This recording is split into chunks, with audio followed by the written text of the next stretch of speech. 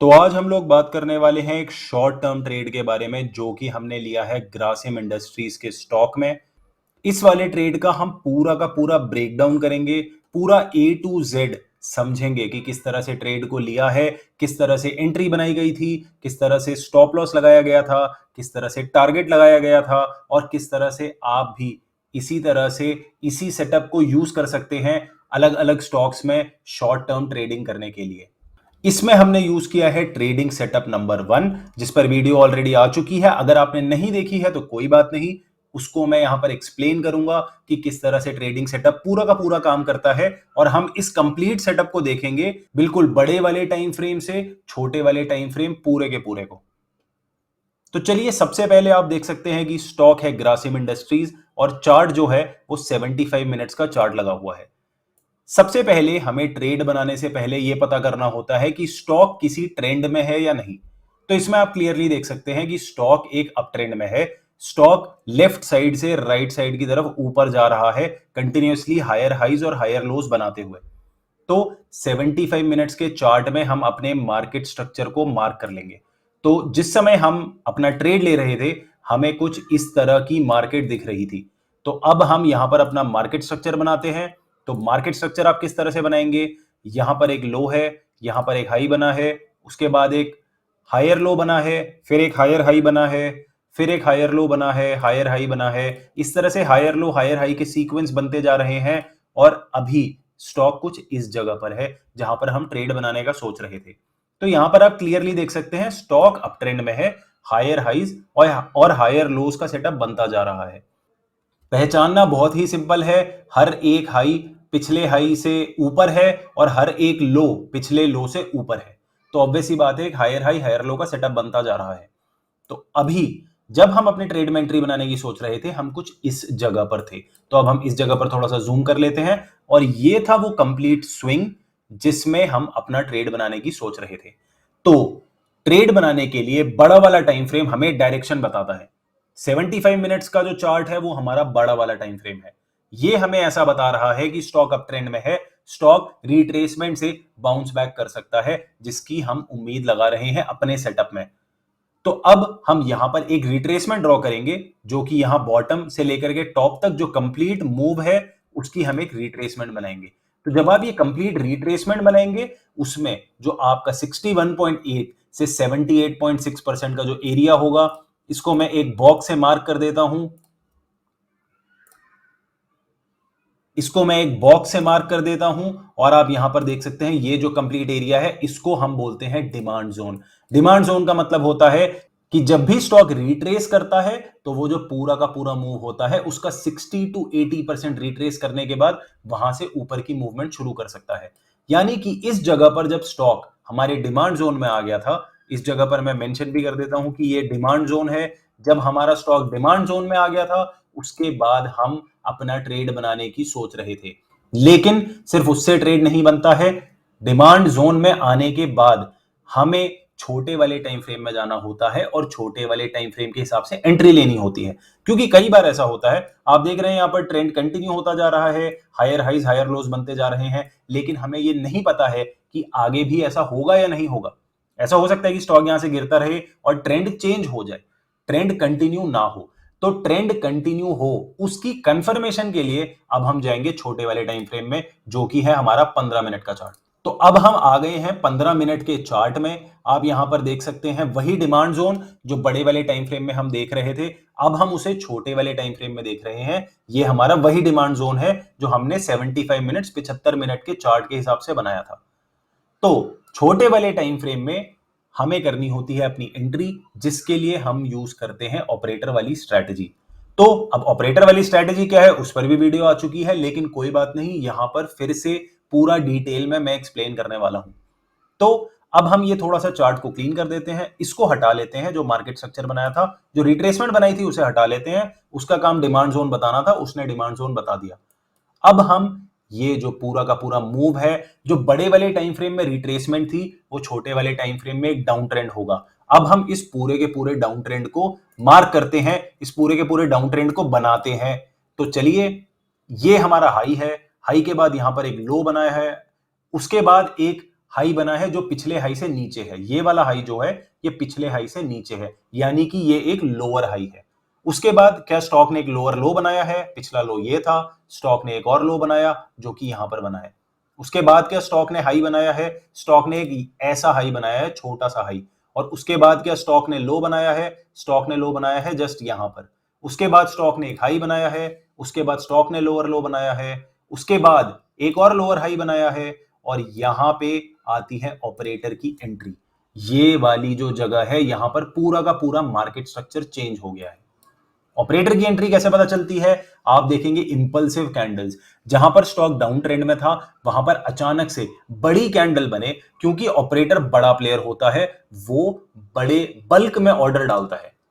Operator हमारी तरह या आपकी तरह नहीं होगा जो छोटे मोटे ऑर्डर्स डालेगा, वो बल्क में ऑर्डर डालेगा और उससे एक इंपल्सिव कैंडल बनेगी, उससे मार्केट इंपल्सिव तरह से मूव करेगी, बहुत तेजी से उस डायरेक्शन में मूव करेगी जहां पर ऑपरेटर उसे ले जाना चाहता है।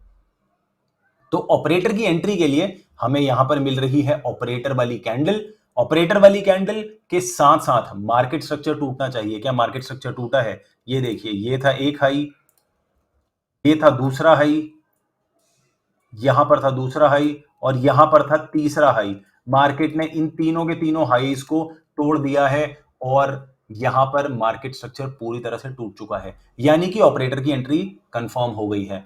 ऑपरेटर जब भी एंटर करता है वो उससे पहले एक काम करता है, वो होता है स्टॉप हंट। क्या ऑपरेटर ने स्टॉप हंट किया है? जी हां, किया है। आप यहां पर देख सकते हैं ये जो लो बना है ये पिछले लो के मुकाबले नीचे है, यानी कि ऑपरेटर ने पहले लॉन्ग वाले ट्रेडर्स को बाहर निकाला है और उसके बाद मार्केट स्ट्रक्चर को तोड़ा है। तो इस तरह से हमारी ऑपरेटर की एंट्री कंफर्म हो जाती है। यानी कि अब पूरी की पूरी कहानी समझिए। बड़े वाले टाइम फ्रेम में स्टॉक आया डिमांड जोन में, हमें लग रहा था कि डिमांड जोन से बाउंस बैक करना चाहिए। अब बाउंस बैक कैसे करेगा बताइए? ऐसे गिरते गिरते तो स्टॉक ऊपर नहीं जाएगा, राइट? अगर यहां पे ये हाई है, ये लोअर हाई है, लोअर हाई है, लोअर हाई है, इस तरह से अगर नए नए लोअर हाई बनते जाएंगे तो स्टॉक तो गिरते गिरते गिरते बिल्कुल नीचे आ जाएगा और फिर वो ये स्विंग लो भी तोड़ देगा। लेकिन ऐसा नहीं हुआ है। हम एक्सपेक्ट कर रहे थे डिमांड जोन से बाउंस बैक, और स्टॉक ने एक्चुअली में डिमांड जोन से दिया है बाउंस बैक। तो हमारी ऑपरेटर की एंट्री कंफर्म हो गई है। यानी कि ये जो कंप्लीट मूव था, यहां से लेकर जो यहां तक का कंप्लीट मूव था, ये हमारे ऑपरेटर की एंट्री थी। ये हमारा सिग्नल था इस ट्रेड में एंट्री करने के लिए। तो अब एंट्री कैसे करेंगे? एंट्री बिल्कुल टॉप पे तो नहीं करेंगे, टॉप में तो रिटेलर्स एंट्री करते हैं। हमें ऑपरेटर के साथ सेफ जगह पर एंट्री करनी है जहां पर हम एक अच्छा रिवॉर्ड टू रिस्क रेशियो ले सकते हैं। तो यहां पर आप देखेंगे जो लो है वहां से हाई तक की मैं एक रिट्रेसमेंट बनाऊंगा और उसके बाद 61.8% पर हमारी होती है एंट्री। और इस वाले केस में आप देख सकते हैं लगभग परफेक्ट एंट्री। यहां पर तो एकदम स्नाइपर एंट्री हुई है, मतलब स्टॉक जो है वो ठीक हमारे पॉइंट तक गया, हमें उसने एंट्री दी और उसके बाद स्टॉक वहां से ऊपर जाना शुरू हो गया। तो हमारी एंट्री कहां पर होगी? अब हम यहां पर एक लॉन्ग पोजीशन बना लेते हैं। लॉन्ग पोजीशन होगी ठीक 61.8% रिट्रेसमेंट पर। अब स्टॉप लॉस कहां पर होगा? स्टॉप लॉस वहां पर होगा जहां पर पिछली बार स्टॉप हंट हुआ है। तो स्टॉप हंट कहां पर हुआ है वो आप देख सकते हैं। स्टॉप हंट ठीक इस जगह पर हुआ है, इस जगह पर स्टॉप हंट हुआ है। तो यहां पर जो भी लो है उसको आप अपना स्टॉप लॉस रखेंगे। ये हो गया आपका स्टॉप लॉस। तो 1655.5 ये आपका स्टॉप लॉस हो गया, 1674 आपकी एंट्री हो गई। अब हम जब भी हम एक ट्रेड लेते हैं उसमें हम रिवॉर्ड टू रिस्क रेशियो हमेशा अच्छा लेते हैं, क्योंकि पैसा मार्केट में रिवॉर्ड टू रिस्क रेशियो से ही बनता है। तो अब हम देखेंगे कि हम अपना टारगेट किस तरह से सेट करेंगे। टारगेट सेट करने के लिए हम वापस जाएंगे बड़े वाले टाइम फ्रेम में। तो चलिए वापस चलते हैं 75 मिनट के चार्ट में। तो अब हम आ गए हैं यहां पर 75 मिनट के चार्ट में। ये वही वाली एंट्री है जिस एंट्री की हम बात कर रहे थे। आप देख सकते हैं कि जो मार्केट है उसने यहां पर एक अप मूव बनाया, डिमांड जोन से बाउंस बैक कर रही है। हम एक्सपेक्ट कर रहे हैं ट्रेंड कंटिन्यू होगा। अगर ट्रेंड कंटिन्यू होगा तो प्राइस कहां तक जाना चाहिए?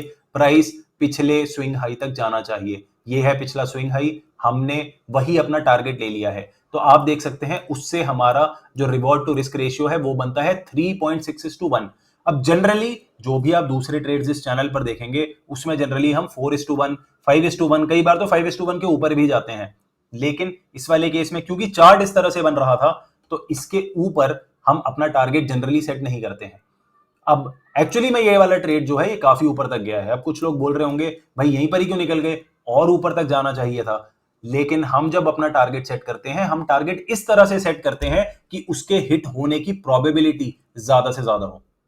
तो यहां पर आप देख सकते हैं कि जो ओवरऑल मूव था, मैं फिर से आपको मार्केट स्ट्रक्चर बना करके दिखा देता हूं। मार्केट स्ट्रक्चर जो है वो कुछ इस तरह से बन रहा था और यहां से हम एक्सपेक्ट कर रहे थे बाउंस बैक।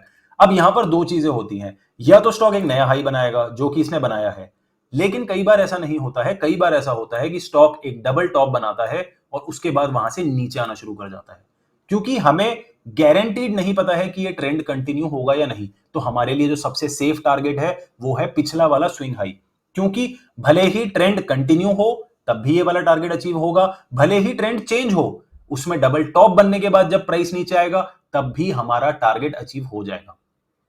यानी कि हमने यहां पर 3.6:1 रिवॉर्ड टू रिस्क रेशियो के हिसाब से ट्रेडिंग की। हमने अपनी एंट्री और अपना स्टॉप लॉस छोटा वाला टाइम फ्रेम यानी कि 15 मिनट के टाइम फ्रेम के हिसाब से सेट किया, और जो हमारा टारगेट है वो बड़े वाले टाइम फ्रेम यानी कि 75 मिनट्स के टाइम फ्रेम के हिसाब से सेट किया है। तो इस तरह से कंप्लीट सेटअप बनता है। इस तरह से पूरा का पूरा ट्रेड जो है उसका हमने ब्रेकडाउन देख लिया, किस तरह से हम ऐसे ट्रेड्स को ले सकते हैं ट्रेडिंग सेटअप नंबर 1 को यूज करके। और ये चीज आप भी अप्लाई कीजिए किसी भी चार्ट पर, और उसके बाद नीचे कमेंट करके बताइए कि क्या ये वाला सेटअप आपके लिए काम कर रहा है या नहीं कर रहा है। इसमें इस सेटअप से आपने कितने पैसे कमाए हैं कमेंट बॉक्स में नीचे लिखिए। तो चलिए आज की वीडियो में इतना ही। अगर आप ट्रेडिंग सेटअप नंबर 1 को डिटेल में जानना चाहते हैं तो उसकी जो वीडियो है वो अभी आई बटन पर आ रही होगी, साथ ही साथ मैंने उसका लिंक डिस्क्रिप्शन बॉक्स में भी दे दिया है, आप वहां से जाकर के ट्रेडिंग सेटअप 1 को चेक कर सकते हैं। तो चलिए, अगर आपको वीडियो अच्छी लगी हो तो लाइक कीजिए, नहीं अच्छी लगी तो डिसलाइक कीजिए, ज्यादा ही अच्छी लगी है तो सब्सक्राइब कीजिए। Thank you everyone, thanks for watching, फिर मिलेंगे।